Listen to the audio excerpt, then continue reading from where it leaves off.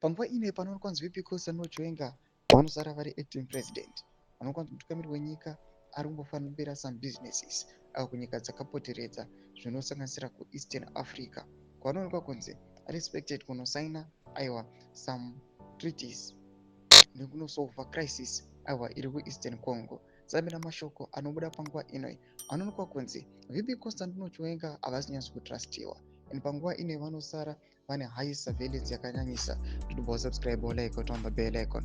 Tivina painda majarajara samuda achiposta VP Costa noJoenga anoposta mapictures amuri kuona awo.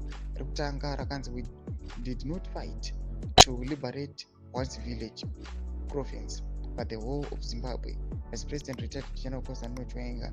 Nerimwe rakanzi we must shun unscrupulous so-called business people operating from briefcases with no traceable capital or legitimate enterprises.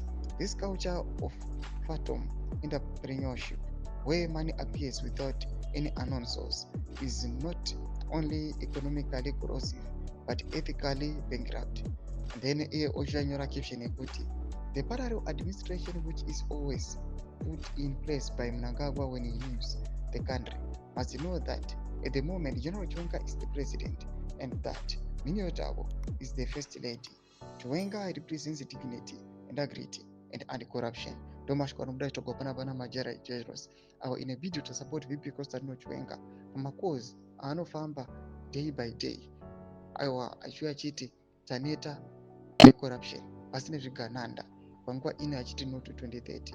Imbotodzai mafungiro enyu moti kudii pamusoro pechitiko ichi. Zviri kuonekwa kunzi panguva ino VP Costa noJoenga vanenge vachisara vari pahigh or under surveillance yakanyanyisa. Panguva ine anoonekwa kunzi anenge achifungirwa kuti generally zvimwe kuda vangaita zvimwe zvinhu. Pinda comment section medu mafungiro enyu moti kudii pamusoro pechitiko ichi. Subscribe like chitomba bell icon.